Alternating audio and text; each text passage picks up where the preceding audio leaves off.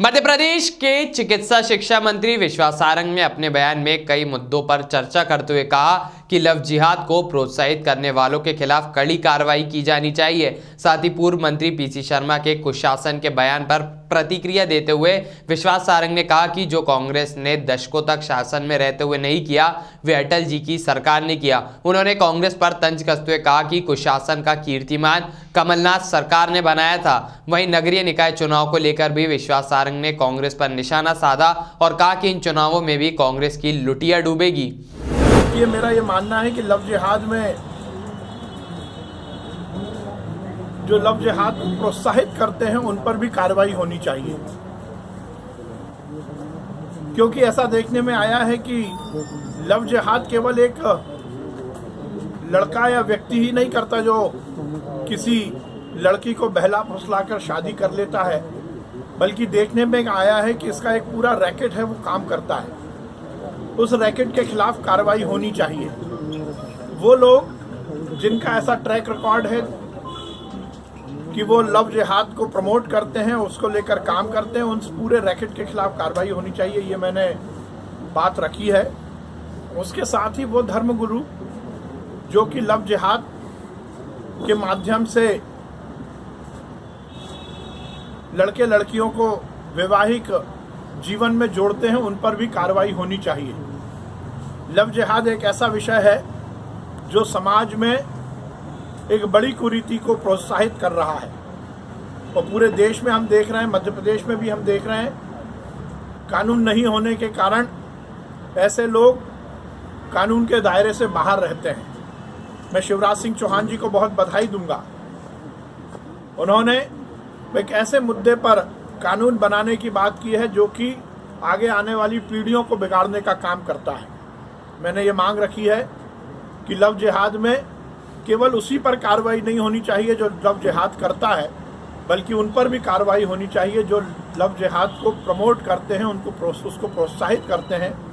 वो रैकेट जो कि लगातार समाज में इस कुरीति को बढ़ावा देता है, वो धर्मगुरु जो कि लव जिहाद के माध्यम से लड़के लड़की को वैवाहिक जीवन में जोड़ते हैं, उन सब के खिलाफ कार्रवाई होनी चाहिए, ये मैंने मांग रखी है। सबसे बड़ी बात तो यह है कि पीसी शर्मा जी किस कैपेसिटी में मांग कर रहे हैं, ये पहले स्थापित हो जाए।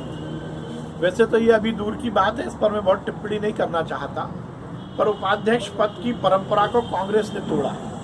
कमलनाथ जी की सरकार के समय जिस तरह से विपक्ष को उन्होंने उपाध्यक्ष का पद नहीं दिया, तो परंपरा तो उनने तोड़ी है, हमने कोई परंपरा नहीं तोड़ी। हमारी 15 साल तक सरकार रही, हमने कांग्रेस के विधायक राजेंद्र सिंह जी को उपाध्यक्ष बनाया।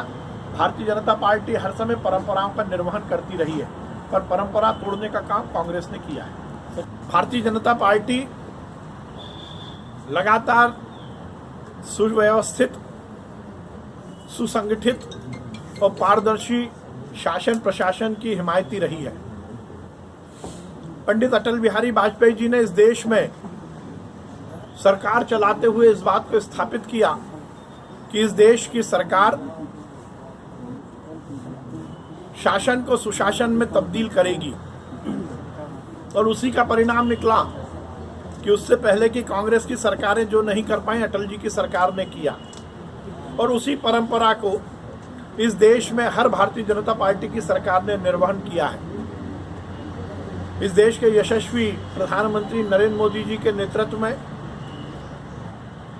केंद्र की सरकार ने लगातार सुशासन स्थापित किया है, और उसी तरह मध्य प्रदेश में भी शिवराज सिंह चौहान जी की सरकार ने सुशासन स्थापित किया है।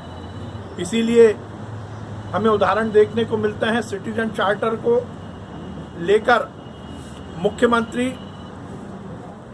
हेल्पलाइन, सीएम हेल्पलाइन की जो अवधारणा मध्य प्रदेश में स्थापित हुई, वो सुशासन के सबसे बड़ा उदाहरण है।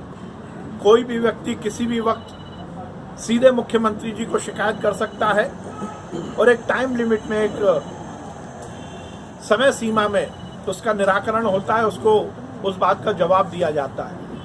इतनी जवाबदेही वाली सरकार, इतनी पारदर्शी सरकार शायद और इससे पहले देखने को नहीं मिली। अटल बिहारी वाजपेयी जी हमारे ऐसे नेता हैं जिन्होंने सुशासन का पाठ हमें पढ़ाया और उस सुशासन को हम और आगे बढ़ा रहे हैं।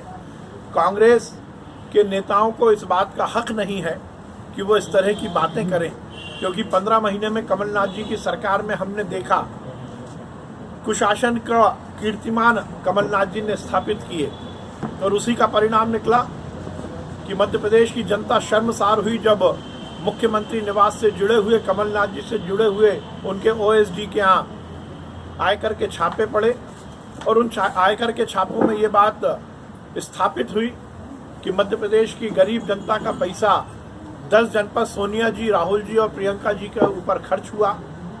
वो कुशासन की पराकाष्ठा थी। सुशासन हम स्थापित करते हैं और कांग्रेस की सरकार में लगातार कुशासन ही रहा है। देखिए, एक कहावत है हमारे यहाँ कि जो दिया बुझने वाला होता है वो और तेजी से जलने लगता है। ये कांग्रेस की छटपटाहट अब नगर सरकार से भी उनकी लुटिया डूबने की कहानी को प्रदर्शित कर रही है। देश में कांग्रेस खत्म हो गई, प्रदेश में कांग्रेस खत्म हो गई और अब नगरों में भी कांग्रेस पूरी तरह से खत्म हो जाएगी। इसीलिए कांग्रेस के नेता केवल दलाली करने के लिए और अपने दावेदारी को नगर निगम के चुनाव में प्रदर्शित कर चंदा वसूलने के लिए इस तरह से अपनी एक्टिविटी को दिखा रहे हैं, अपनी सक्रियता को दिखा रहे हैं। आप देखेंगे कि हर एक कांग्रेस का वो नेता जो पार्षद के टिकट के लिए दावेदारी कर रहा है वो चंदा वसूलता फिर रहा है और ये केवल और केवल उनकी भ्रष्टाचार की कहानी को ही दर्शाता है। सर, किसान खबरों में बने रहने के लिए ग्रामीण भारत टीवी को सब्सक्राइब कीजिए और बेल आइकॉन दबाना ना भूलें।